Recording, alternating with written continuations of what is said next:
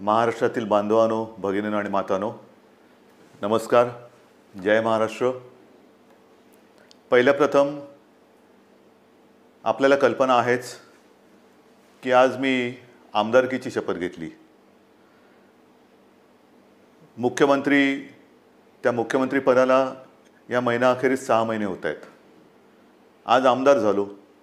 हे सगळं काही मी करू शकतो आणि होतो आहे हे आपल्या सर्वांच्या आशीर्वादाच्या जोरावरती आणि शुभेच्छांच्या जोरावरती. साहजिकच आहे, या निमित्ताने मला सर्व राजकीय पक्षांचे, महाविकास आघाडीतल्या सर्व नेत्यांचे, आमदारांचे आभार मानायचे आहेत. कारण एका अत्यंत कठीण अशा परिस्थितीत, म्हणजेच कोरोनाबरोबर चाललेल्या युद्धाच्या या परिस्थितीमध्ये निवडणूक होऊ न देता हे सगळं काही बिनविरोधपणाने पार पाडायला सर्वांनी मदत केली. त्यांना सुद्धा मी सगळ्यांना धन्यवाद देतोय.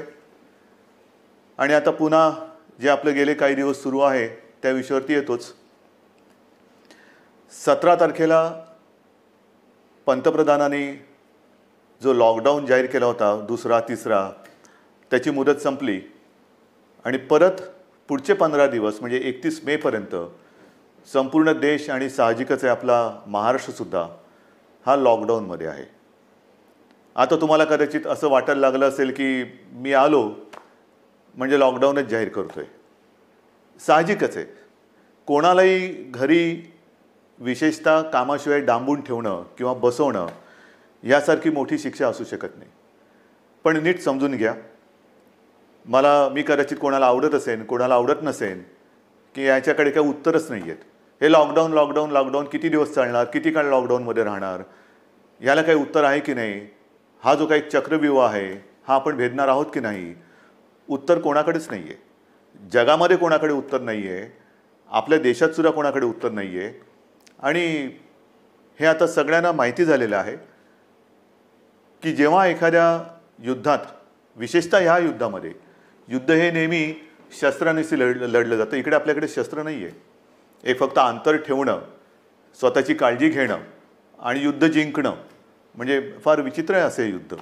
एकतर्फी नक्कीच नाही आहे, कारण आपण पूर्ण ताकदीने युद्ध लढतो आहोत. पण लॉकडाऊन वाढवला का? काही अंशी बरोबर आहे, काही अंशी नक्कीच बरोबर आहे. आपल्याला सर्वांना कल्पना आहे की आजही देशात, विशेषतः महाराष्ट्रामध्ये रुग्णांची संख्या वाढते आहे. मुंबईमध्ये वाढते आहे, ठाणे परिसरात वाढते आहे, पुण्यामध्ये वाढते आहे, संभाजीनगरमध्ये आहे, नाशिकमध्ये, मालेगावमध्ये आहे. या ठिकाणी रुग्णांची संख्या वाढते आहे. आणि ही रुग्णांची वाढती संख्या बघितल्यानंतर साहजिकच आहे मनात प्रश्न निर्माण होऊ शकतो, मग आपण नेमकं करतो काय आहोत, आतापर्यंत आपण केलं काय? मी गेल्याही वेळेला आपल्याला सांगितलं होतं की एक गोष्ट नक्की, की जी काळजी आपण मार्चपासून घ्यायला लागलो, जवळपास आपण कर्फ्यू, संचारबंदीपर्यंत आलो होतो आणि त्याच्यानंतर देशभरात लॉकडाऊन जाहीर केला गेला. जर हे आपण केलं नसतं तर जो एक अंदाज आपल्या देशात, महाराष्ट्रात आणि मुंबईमध्ये किती आत्तापर्यंत रुग्ण झाले असते, किती आत्तापर्यंत त्याच्यात मृत्यू पावले असते, हा अंदाज नुसता बघितला तरी अंगावरती काटा उभा राहतो. आणि म्हणून मी मागेही आपल्याला म्हटलं होतं की अजूनही शृंखला आपण तोडली जरी नसली तरी एक गोष्ट नक्की, की त्याच्या वाढीवरती, गुणाकारावरती नियंत्रण आपण हे नक्की ठेवलेलं आहे. गतिरोधक म्हणून हा जो काही लॉकडाऊनचा काळ आहे त्याचा आपल्याला नक्की उपयोग झालेला आहे. मग आता किती काळ चालणार? नुसता लॉकडाऊनकडे बघून चालणार नाही आहे. रेड, ऑरेंज, ग्रीन, रेडमध्ये सुद्धा कंटेनमेंट एरिया, हे असे जे काही आपण विभाग केलेले आहेत. ग्रीन झोनमध्ये आपण हळूवारपणाने जवळपास सगळं काही उघडायला परवानगी दिलेली आहे, ती अजूनही देत आहोत. आणखीनही तिथले निर्बंध हे येत्या काही काळामध्ये आपण आणखीन शिथिल करतो आहोत. ऑरेंज झोनमध्ये सुद्धा ही शिथिलता आणलेली आहे. रेड झोनमध्ये विशेषतः कंटेनमेंट एरिया आहे, तिथे मात्र अजूनही आपल्याला शिथिलीकरण करणं हे परवडणार नाही, नक्कीच नाही आहे. उद्योगधंद्याच्या बाबतीत काय आहे, मी मुद्दामून आज आपल्यासमोर थोडेसे आकडेवारी सांगणार आहे. काय काय झालेलं आहे, किती काय केलेलं आहे. पहिल्या प्रथम आरोग्यविषयक काय झालेलं आहे, नंतर उद्योगधंद्याच्या बाबतीत काय करतो आहोत. उद्योगधंद्याच्या बाबतीमध्ये सुद्धा तुम्हाला मुद्दामून मला सांगायचं आहे की नुसतं लॉकडाऊन नाही वाढवत आहोत, आपल्याला ही तारेवरची कसरत करायची आहे आणि ती करतो आहोत. एका बाजूला सुरक्षित राहण्यासाठी लॉकडाऊन म्हणजे सगळं काही थोडक्यात बंद, आणि दुसऱ्या बाजूला हळुवारपणाने काही गोष्टी आपण उघडतो. आजपर्यंत राज्यामध्ये साधारणतः 50,000 उद्योग सुरू करायला आपण परवानगी दिलेली आहे. हा आजचा आकडा आहे. आणि ह्या 50,000 उद्योगामध्ये जवळपास साधारणतः 5-1 लाख मजूर हे काम करायला लागलेले आहेत. तसं बघितलं तर राज्यामध्ये 70,000 उद्योग सुरू करायला आपण परवानगी दिलेली आहेच, पण 50,000 उद्योग हे प्रत्यक्ष सुरू झालेले आहेत. आपल्याला कदाचित हा जो काय एक रेड झोनमधला बेल्ट आहे, म्हणजे मुंबई, पुणा आणि त्याच्या आजूबाजूचा परिसर, इथे जे आपण राहतो आहोत, किंबहुना उदाहरणतः संभाजीनगर असेल, ज्या महापालिका आहेत त्यांच्या परिसरामध्ये आपण हे निर्बंध जरा कडक ठेवलेले आहेत, म्हणून आपल्याला ते जाणवत नाही आहे. पण ह्या विभागामध्ये आपण उद्योगधंद्यांना परवानगी दिलेली आहेच, नक्की दिलेली आहे. हे करताना खास करून मला उद्योगांसाठी काही गोष्टी जाहीर करायच्या आहेत. कारण सगळीकडे आता एक ठप्प, म्हणजे ज्याला आपण म्हणतो ना, पॉजचं बटन दाबलं गेले, जगच असं पॉज झालेलं आहे. सगळं ठप्प, काहीच होत नाही आहे, इकडची गाडी तिकडे होत नाही आहे. असं वातावरण असताना उद्या जे काय आपल्याला एक भरारी घ्यायची आहे, नक्की घ्यायची भरारी घेणारच, कोणत्याही परिस्थितीत घेणार. तिकडे अजिबात मागे पुढे बघणार नाही. खरं म्हटलं तर आपल्या सरकारला आता 6 महिने होत आहेत. नवीन सरकार असताना नवीन स्वप्न आहेत आपली. आपण एक अर्थसंकल्प जाहीर केला काय, त्याच्यात नवीन गोष्टी जाहीर केल्या काय, आणि त्या अंमलबजावणीला सुरुवात करण्याच्या आधीच आपल्याला या संकटाला सामोरं जावं लागतं. ह्या ज्या काही सगळ्या आपल्या योजना आहेत, या योजना कोणत्याही परिस्थितीत आपण अंमलात आणणार म्हणजे आणणारच. त्या एका हिमतीने आपण पुढे जातो आहोत. परंतु नवीन उद्योग येण्यासाठी एक वेगळी स्पर्धा आहे. कोण काय करते, कोण काय आणखीन सुविधा देते. महाराष्ट्रापुरतं बोलायचं झालं तर आज आपण महाराष्ट्रामध्ये जवळपास 40,000 एकरपेक्षा जास्त जमीन ही नवीन उद्योगधंद्यासाठी राखून ठेवत आहोत. 40,000 एकरपेक्षा जास्त.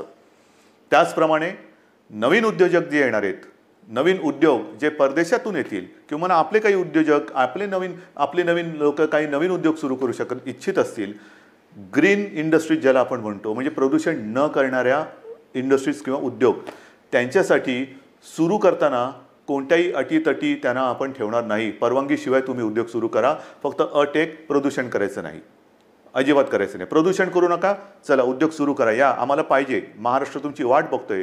महाराष्ट्र हा नेहमी एक उद्योगशील आहे, सुधारणावादी आहे. म्हणून आपण नवीन जे उद्योजक येत आहेत त्यांच्यासाठी या अटीतटीचा सामना त्यांना करायला लागणार नाही, असं धोरण आपण बनवलेलं आहे. या नवीन उद्योजकांनो, या महाराष्ट्रामध्ये या. त्याचबरोबरीने साधारणतः पुढचे काही दिवस, म्हणजे असं म्हणतात की ह्या कोरोनानंतर जग बदललं जाणार आहे, नक्कीच बदललं जाईल. कदाचित हे नवीन उद्योजक येणार असतील, ते म्हणतील आम्ही येऊ इच्छितो, पण आम्हाला तुमच्याकडे जमीन विकत घ्यायला आत्ता आम्हाला परवडणार नाही. ठीक आहे, तुम्ही या, भाडेतत्वावरती जमीन तुम्हाला देतो, भाडेतत्वावरती जमीन देतो. या, तुम्हाला मूलभूत सुविधा असतील त्या तुम्हाला देतो, अटीतटीचा सामना तुम्हाला करावा लागणार नाही. पण या राज्यामध्ये नवीन उद्योग पर्व आपण सुरू करू. आणि त्याचबरोबरीने मला एक सांगायचं आहे की आत्तापर्यंत जिथे हे उद्योग आपण सुरू केलेत, आणि असं काही नाही आहे की रेड झोन म्हटल्यानंतर आता आयुष्य आपलं रेड झोनमध्ये जाणार आहे. नाही, आपल्यासमोर 2 मोठी आव्हानं आहेत, नक्कीच आहेत. एक म्हणजे जिथे या कोरोनाचा प्रादुर्भाव नाही असा ग्रीन झोन, तो ग्रीन झोन हा आपल्याला कोरोना विरहित ठेवायचा आहे. हे मोठं आव्हान आहे. तिकडे एकसुद्धा रुग्ण ग्रीन झोनमध्ये आपल्याला आता येऊ द्यायचं नाही, किंबहुना नवीन केस तिकडे आता आपल्याला तयार आपण काय असं घर बसल्या कोविड तयार करत नाही, पण होऊ द्यायची नाही आहे. त्याच्यामुळे ग्रीन झोन हा ग्रीन झोन म्हणून मेंटेन करणं, आणि रेड झोन जो आहे तो रेड झोन हा लवकरात लवकर ग्रीन झोनमध्ये त्याचं रूपांतर करणं. म्हणजे रेड झोनसुद्धा आपल्याला हळूहळू हा ग्रीन झोनमध्ये आणायचा आहे. आणि म्हणून जिथे जिथे ग्रीन झोनमध्ये आपण उद्योगधंद्यांना परवानगी दिलेली आहे, अनेक ठिकाणी आपण बघतो आहोत की कामगारांची आता उणीव आहे. कामगार हे बरेचसे परराज्यातले निघून गेलेले आहेत.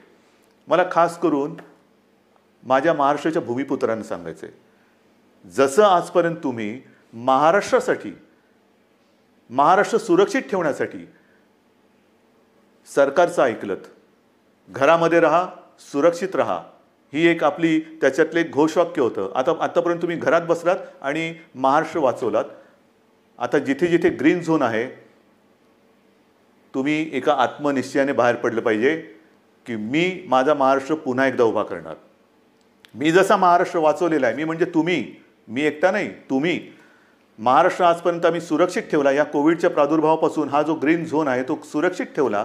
आता या ग्रीन झोनमध्ये जे उद्योग सुरू झालेले आहेत त्या उद्योगांना जर मनुष्यबळ कमी पडत असेल तर माझा महाराष्ट्र हा अगदी मोदीजींच्या भाषेत आत्मनिर्भर करण्यासाठी मी स्वतःहून आता पुढे येत आहे. या पुढे या. जे उद्योग आहेत, उद्योग सुरू झालेत, त्यातली ही संधी आहे. ही संधी तुम्ही घ्या. संधी वाया दौडू नका. या सगळेजण समोर या. उद्योग सुरू करू आपण. महाराष्ट्र उभा करू आपण. एक जगासमोर एक उदाहरण ठेवू की हा महाराष्ट्र खरंच लढवय्यांचा आहे. हा संकटाला भीत नाही. संकटामध्ये सुद्धा मर्दासारखा सामोर जातो. तो हा शिवरायाचा महाराष्ट्र आहे. म्हणून मला जे ग्रीन झोनमध्ये आहेत आणि जिथे जिथे उद्योगधंदे सुरू झालेत पण मनुष्यबळ कमी पडत असेल तिथे मला आज भूमिपुत्रांची गरज आहे. भूमिपुत्रांनो पुढे या. ही आपली भूमी आहे, आपला महाराष्ट्र आहे. पुढे येऊन आपला महाराष्ट्र हा आपल्या पायावरती आपण उभा करू. हा निश्चय फार महत्त्वाचा आहे. हे उद्योगधंद्याचं झाल्यानंतर महत्त्वाचा मुद्दा काय आहे की आरोग्यविषयक काय. कारण अजूनही जे काही जणांना असं वाटतंय की हे एक अशीच भीती आहे, फ्लू काय, सर्दी आहे, खोकला आहे, होतो जातो, आजपर्यंत काय कोणाला झालं नाही. झालं ना. पण विशेष म्हणजे आत्तापर्यंतचा जो फ्लूचा एक भाग आहे त्याच्यात सुद्धा जसं स्वाईन फ्लू एक आहे त्याला औषध आलेलं आहे. पण ह्या कोरोनावरती अजूनही औषध आलेलं नाही. तोच एक मोठा धोका आहे.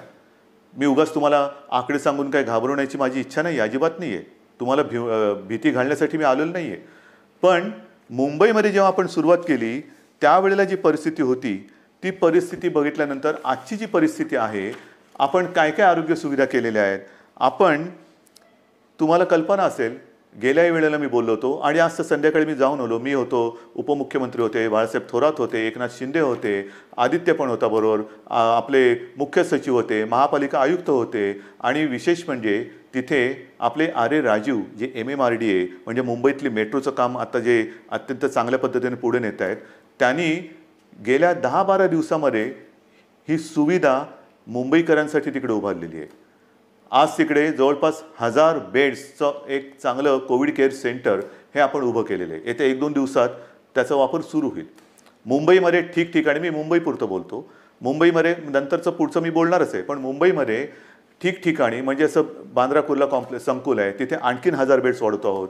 गोरेगावचं एक्झिबिशन ग्राउंड आहे तिकडे वाढवतो आहोत. रेसकोर्सवरती त्या पार्किंगमध्ये होतं आहे. वरळीला डोममध्ये तर सुरू केलेलाच आहे. आणखीन 1-2-3 ठिकाणी मुलुंड चेक नका आहे, ठाण्यामध्ये आहे. हे आता नुसतं कोविड केअर सेंटर म्हणून नाही राहणार. या सगळ्या जम्बो फॅसिलिटी ज्याला म्हणतो, या जम्बो फॅसिलिटीमध्ये जे आवश्यक लागतं ते तिकडे आपण करणार आहोत. म्हणजे विशेषतः सगळ्यांनाच काही व्हेंटिलेटरची आवश्यकता लागत नाही, पण अनेक जणांना ऑक्सिजनची आवश्यकता लागते. म्हणून ह्या सगळ्या सुविधांमध्ये ऑक्सिजनची सुविधा असणाऱ्या बेड्स हे आपण जास्तीत जास्त करतो आहोत. त्याचप्रमाणे काही ठिकाणी आपण अतिदक्षता विभागात म्हणजे ICU बेड्स हे सुद्धा उपलब्ध करत आहोत. ICU बेड्स म्हणजे हॉस्पिटलमध्ये तर आपण ते वाढवतोच आहोत, पण हॉस्पिटलच्या बाहेर ही जी काय आपण रुग्णसेवा किंवा सेंटर्स उभी करतो त्याच्यामध्ये सुद्धा ICU बेड्सची सोय आपण करतो आहोत. कदाचित ही काय अभिमानाची गोष्ट नाही, पण समाधानाची नक्की आहे की इतरत्र कुठेही नसेल अशी आरोग्य सुविधा आपण इथे निर्माण केलेली आहे आणि ती आरोग्य सुविधा आणखीन आपण पुढे वाढवत नेत आहोत. महाराष्ट्रामध्ये बोलायचं झालं तर महाराष्ट्रात आज मी आकडे घेऊनच बोलतोय, साधारणतः 1484 कोविड केअर सेंटर्स आहेत. 2,48,000 बेड वगैरे आहे, पण साधारणतः 2.5 लाख रुग्णशय्या ह्या आयसोलेशन म्हणजे ऑक्सिजनसह ह्या आज महाराष्ट्रामध्ये आपण उपलब्ध करत आहोत. 2.5 लाखाच्या आसपास. आज एक गोष्ट साहजिकच आहे, हे संकट एवढं मोठं आहे की काही वेळेला असं वाटतं की रुग्णांना बेड मिळत नाही आहे. याचं कारण रुग्णांची थोडीशी संख्या ही वाढती अशी वाटत असली तरी देखील आज आपण स्वयंपूर्ण होण्यासाठी किंबहुना पुढच्या महिन्यात साधारणतः किती रुग्ण होऊ शकतील ह्याची एक दक्षता घेऊन आपण ही सुविधा वाढवत आहोत. डॉक्टर्स येत आहेत, नर्सेस येत आहेत. मध्यंतरी मी आपल्याला माहिती आहे कोविड योद्धा म्हणून सगळ्यांना एक आवाहन केलं होतं. त्याच्यातसुद्धा काही हजार लोक म्हणजे महिला पुरुष हे मदतीसाठी धावून आलेले आहेत. मला अजूनही पाहिजेत. ह्याचं कारण का? कारण नवीनसुद्धा जे आलेले आहेत ते आणि आत्ता आहेत ते, जसं गेल्या वेळेला मी आपल्याला बोललो होतो की पोलीस थकत आहेत, पोलीस आजारी पडत आहेत. काल परवा एका चांगल्या अधिकारीचा मृत्यू झालेला आहे. त्याच्यानंतर गडचिरोलीमध्ये नक्षलवाद्यांशी लढता लढता 2 पोलीस आपले तिकडे शहीद झालेले आहेत. हे सगळे ताणतणाव आहेत आणि ह्या ताणतणावामध्ये हे लोक आजारी पडण्याची वाट न बघता, मला तर कोणीच आजारी पडायला नको आहेत, आजारी पडण्याची वाट न बघता ह्यांना वेळोवेळी जर का आपण विश्रांती देत गेलो तर आपण सहजगत्या या संकटावरती मात करू शकू. म्हणून मला अजूनही कोविड योद्धा पाहिजेत. ज्यांची रुग्णसेवा करण्याची इच्छा आहे, तयारी आहे, त्यांनी सगळ्यांनी ह्या युद्धामध्ये स्वतःहून पुढे आलं पाहिजे. याचं कारण असं की आज देखील मुंबई असेल, ठाणा असेल, पुणा असेल, संभाजीनगर ह्या ज्या काही महापालिका आहेत तिकडे नाही म्हटलं तरी जो आपण कंटेनमेंट एरिया म्हणतो, म्हणजे जिथे एखादा रुग्ण सापडला तर त्याच्या आसपासचा काही परिसर आपण सील करतो. मग एक आपण साधारणतः शोध घेतो की याच्या अतिशय निकटच्या संपर्कात कोण आलेले आहेत, त्यांची चाचणी घेतो आणि त्याच्यानंतर आपण मग त्यांना क्वारंटाईनमध्ये किंवा लक्षणं जर असतील किंवा लक्षणं नसतील मग टेस्ट घेऊन त्यांना आपण आयसोलेशनमध्ये ठेवतो. किंबहुना जर लक्षणं असतील तर त्यांच्यावरती उपचार सुरू करतो. एका गोष्टीचं मला एक मुद्दाहून तुम्हाला मला आकडा द्यायचा आहे की आज आपण एक आकडा बघत असतो की महाराष्ट्रामध्ये किती रुग्ण आहेत, मुंबईमध्ये किती रुग्ण आहेत. महाराष्ट्राचा आकडा तुम्हाला माहिती आहे, मुंबईचाही तुम्हाला माहिती आहे, पण ह्याच्यामध्ये रोजचा वाढणारा आकडा आपण बघतो आहोत. त्यातून बरे होऊन घरी जाणारा आकडा आपल्या लक्षात येत नाही आहे. म्हणजे साधी गोष्ट आहे, जर का मुंबईपुरतं बोलायचं झालं तर साधारणतः मुंबईमध्ये आज 19,967 रुग्ण पॉझिटिव्ह आहेत. पण हा 19,500चा जो काय आकडा आहे त्याच्यामधले साधारणतः 5,000 रुग्ण हे बरे होऊन घरी पण गेलेले आहेत. म्हणजे 19,000 वजा 5,000 झाले. दुर्दैवाने काही मृत्युमुखी पडलेले आहेत. याचा अर्थ असा की लवकर जर का आले आणि व्यवस्थित त्यांच्यावरती उपचार केला गेला तर बरे होऊन घरी जाणारे रुग्णसुद्धा आहेत. काही रुग्ण तर मी मागेही आपल्याला बोललो होतो की 80% आसपास रुग्ण हे असेही आहेत की ज्यांच्या टेस्ट पॉझिटिव्ह येतात पण त्यांना कोणतीही लक्षणे दिसत नाहीत. असे रुग्णसुद्धा आहेत. तर ह्या सगळ्या गोष्टीचा विचार करून आपण आरोग्य सुविधा वाढवतो आहोत, ॲम्ब्युलन्सेस वाढवतो आहोत. संपूर्ण महाराष्ट्रभर जिथे जिथे आवश्यकता आहे तिथे तिथे आपण या आरोग्याच्या सुविधा वाढवत आहोत. आणि एका बाजूला या आरोग्य सुविधा वाढवत असताना उद्योगधंद्यांच्या बाबतीत सुद्धा मी सांगितलं की 50,000च्या वरती उद्योगधंदे सुरू झालेले आहेत. म्हणजे असं काही नाही की सगळं काही ठप्प होऊन बसलेलं आहे. जे अनेक जण मला विचारतात की काय हो मग हे तुम्ही लॉकडाऊन उठवत नाही, किती काळ असं बसायचं. मगाशी मी तुमच्याशी बोलत होतो, ह्याच्यात काय आहे, नुसतं सर्दी खोकला ताप तर येईल, आणखीन काय होईल, फ्लू काय कोणाला होत नाही असं नाही आहे. जे गांभीर्य आहे ते या गोष्टीचं हेच आहे की जे गंभीरपणाने आजारी पडतात त्यांच्यावरती इलाज नाही आहे. आणि एक क्षण असा धरून चाला की आपण लॉकडाऊन उठवून टाकतो लॉकडाऊन आजपासून, या सगळेजण इकडे तिकडे ये जा करा, काही करा. ही साथ जर का पसरली तर इतर देशामध्ये काय काय होते, ब्राझीलमध्ये काय झालं, ब्रिटनमध्ये काय झालं, अमेरिकेत काय चाललेलं आहे, इटलीमध्ये काय चाललेलं आहे, काय झालेलं आहे. मला हे कोणत्याही परिस्थितीत महाराष्ट्रात होऊ द्यायचं नाही आणि मी होऊ देणार नाही, अजिबात होऊ देणार नाही. मी टीकेचा धनी होईन. मी तुम्हाला मागेही बोललेलो आहे, महाराष्ट्रासाठी वाईटपणा घ्यायला माझी तयारी आहे, पण जे जे मला पटतं ते महाराष्ट्राच्या हिताचं मी करणार म्हणजे करणारच. आणि म्हणून जो रेड झोन आहे तिकडे मी अजूनही उद्योगधंदे पूर्णपणे उघडायला का देत नाही आहे की क्षणभर धरून असं धरून चाला की उद्योगधंदे उघडले आणि ही साथ त्यांच्यात घुसली. आजच मजूर आपापल्या घरी निघून गेलेले आहेत. म्हणजे उद्योगधंदे सुरू होतील आणि त्या मजुरांमध्येही साथ जर घुसली तर काही तर जीवानिशी जातीलच, आजारी तर पडतीलच. आणि मग त्यावेळेचा अघोषित जो लॉकडाऊन असेल तो किती काळ चालेल त्याचं उत्तर आपल्याकडे कोणाकडे नसेल. मग त्या लॉकडाऊनची वाट बघायची का आत्ता जे काही आपण हे संकट नाही म्हटलं तरी त्याचा वेग मंदावून रोखून ठेवतो आहोत, त्याचा पूर्ण अंदाज घेऊन हळूहळू टप्प्याटप्प्याने एक एक गोष्टी उघडत जायचं, हा विचार आपण करायला पाहिजे आणि तो आपण करतो आहोत. आणि तो जर का आपण करत नसतो तर तुम्ही एवढे सगळे जण या सरकारच्या सोबत राहिल्याच नसतात. इतर राज्यांमध्ये जाणारे जे मजूर आहेत त्या सगळ्या मजुरांची आजपर्यंत आपण अगदी व्यवस्थित काळजी घेत होतो आणि घेतली. दिवसातनं मी तुम्हाला सांगितलं की किमान 5.5-6 लाख मजुरांना आपण दिवसातनं 3 वेळा हे जेवण देतो. म्हणजे सकाळीचा नाश्ता ब्रेकफास्ट आणि दुपारचं आणि रात्रीचं जेवण त्यांच्यासाठी आपण या सगळ्या योजना करत होतो. पण बरेच जण असं म्हणायला लागले की आम्हाला घर जाना आहे, गाव जाना आहे. तेव्हाही मी त्यांना वचन दिलं होतं की तुम्ही चिंता करू नका, आम्ही इतर राज्यांशी बोलतो आहोत, केंद्राबरोबर बोलतो आहोत. जसजशी सोय होईल तसतसं आम्ही तुम्हाला तुमच्या घरी तुमच्या राज्यात पाठवण्याची सोय करतो आहोत आणि ते पाठवल्याशिवाय आम्ही राहणार नाही. आणि त्याच्याप्रमाणे आज जवळपास मला वाटतं 5-1 लाख मजुरांना आपण ट्रेननी आणि बसेसनी हे इतर राज्यात अत्यंत नियंत्रित पद्धतीने हे पाठवलेलं आहे, कुठेही खळखळ होऊ न देता. पण मला एक काय सांगायचं आहे की हे सगळे जे काही इतर राज्यातले मजूर आहेत रस्त्यावरनं चालत आहेत, अजूनही काही ठिकाणी आहेत. कशाला चालता? क्यों चल रहे?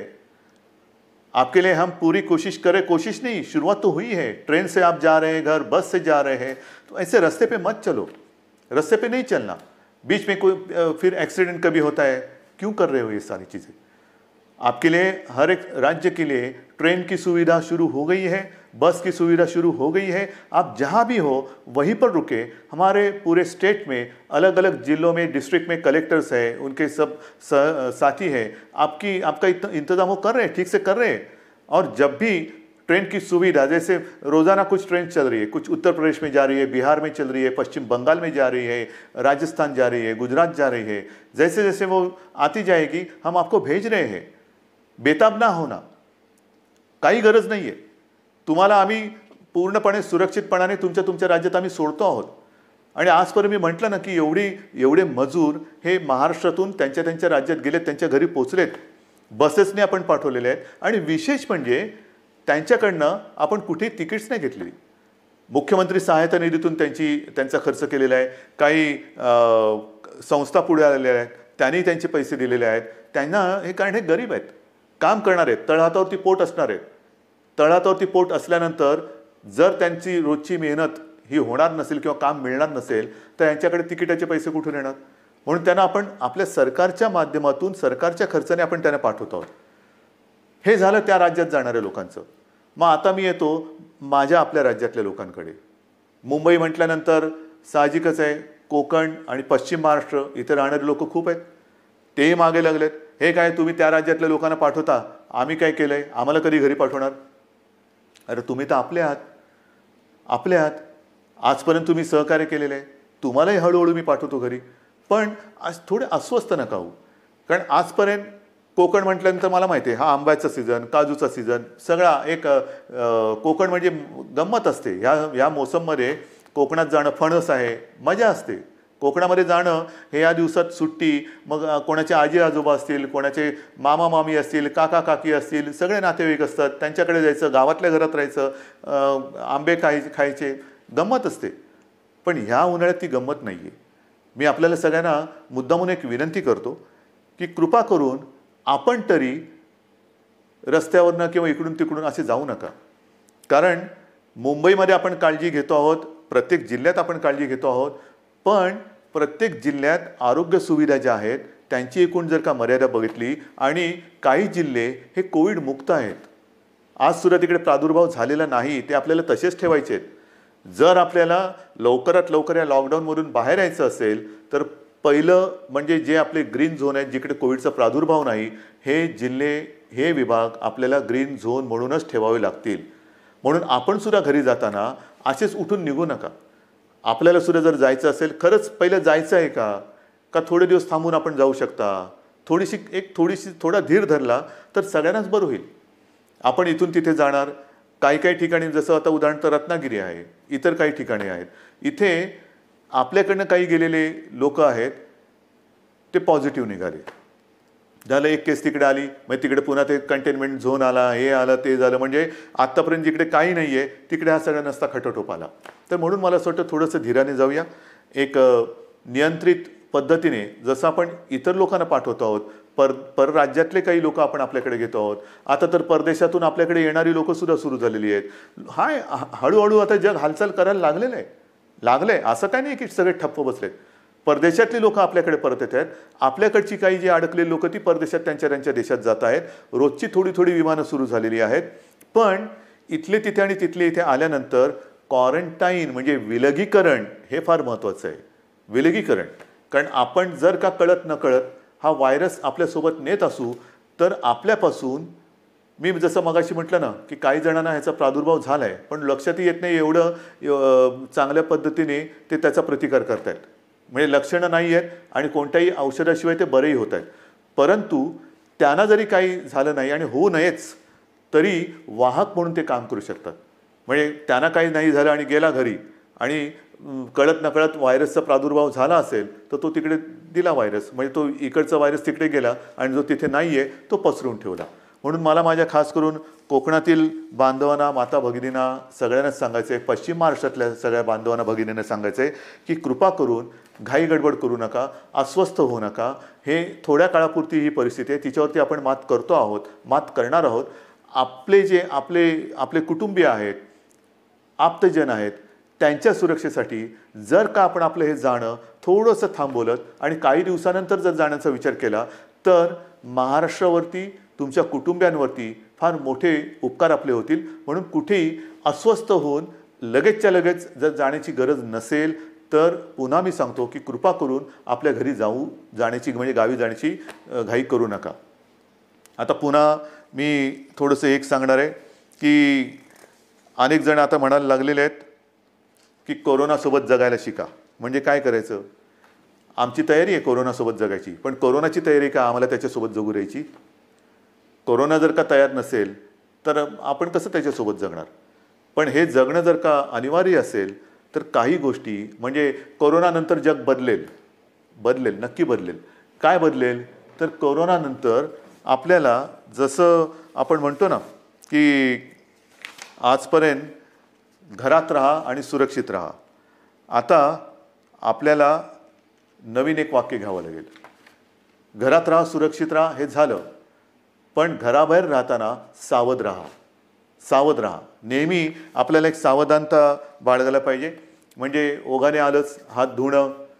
अनेक ठिकाणी मी असंच बघितलेलं आहे, कारण उन्हाळा आहे, घाम तर येतोच, मग आपण काय करतो, मास्क बाजूला करतो आणि हाताने रुमालाने तोंड पुसतो, बाजूला ठेवतो. तोच धोका आहे.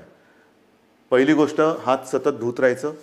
कारण नसताना किंबहुना शक्यतोवर तोंडाला, चेहऱ्याला हात लावायचाच नाही. कारण हा जो व्हायरस आहे अजूनही त्याच्यावरती संशोधन सुरू आहे. किती काळ कुठल्या पृष्ठभागावर तो किती काळ जिवंत राहू शकतो.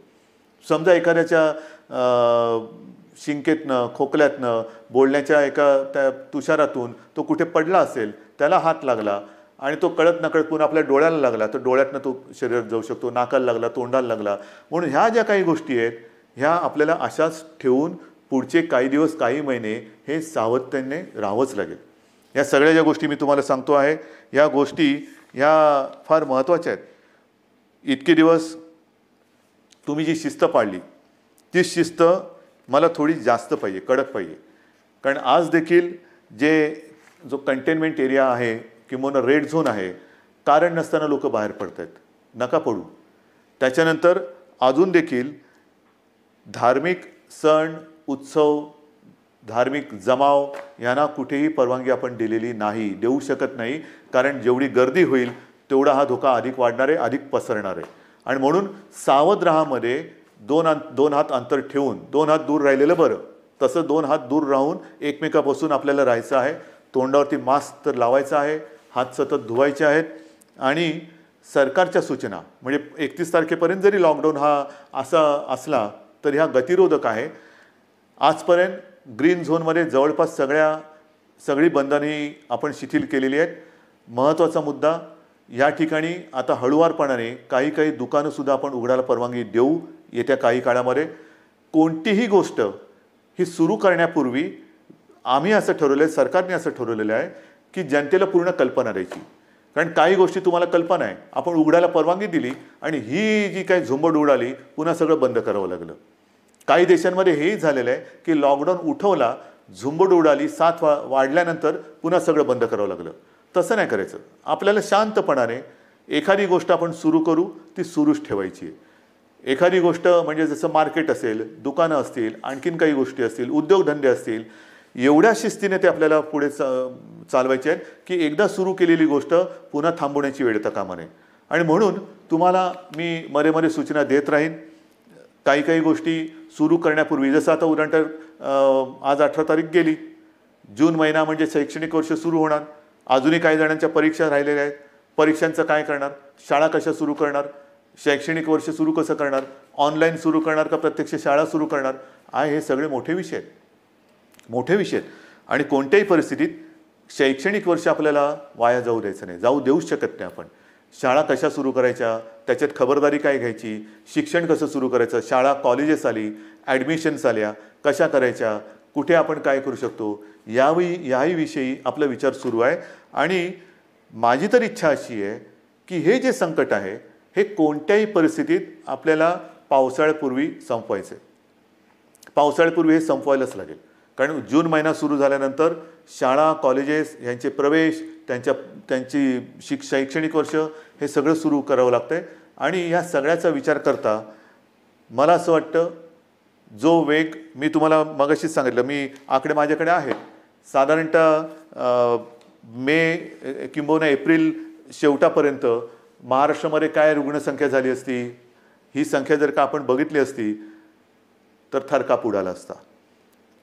मे मध्यामध्ये काय संख्या होऊ शकली असती, काय संख्या होऊ शकते, मे एंडला काय होऊ शकते, हे जे आकडे आपल्यासमोर शक्यता म्हणून येत होते किंवा येत आहेत, ते बघितल्यानंतर हे थरकाप उडवणारे आकडे.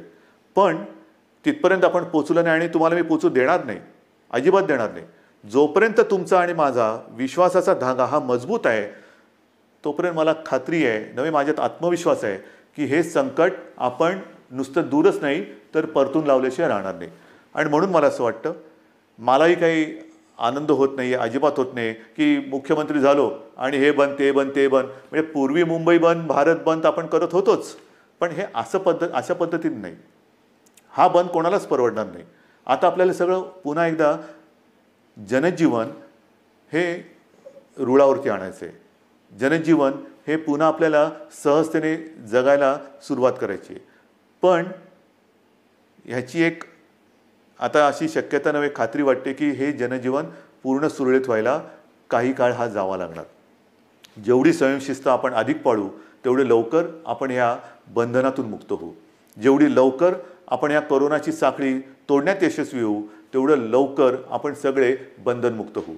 आणि म्हणून पुन्हा एकदा मी तुम्हाला सगळ्यांना विनंती करतो आहे की जे काही सरकार करतं आहे ते केवळ आणि केवळ कोणताही धोका या महाराष्ट्राला, महाराष्ट्रातल्या माता भगिनींना, बांधवांना होऊ नये, त्याकरता ही पावलं उचलत आहे.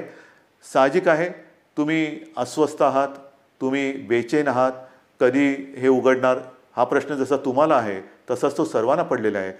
पण जे काही करतो आहे ते केवळ आणि केवळ आपल्या सर्वांच्या हितासाठी करतो आहे. आजपर्यंत जसं तुम्ही सरकारला सहकार्य केलं तसंच सहकार्य याही पुढील काळात कराल अशी खात्री बाळगतो. आणि लवकरात लवकर ही साखळी तोडून आपण बंधनमुक्त होऊ ही आशा बाळगतो. जय हिंद, जय महाराष्ट्र.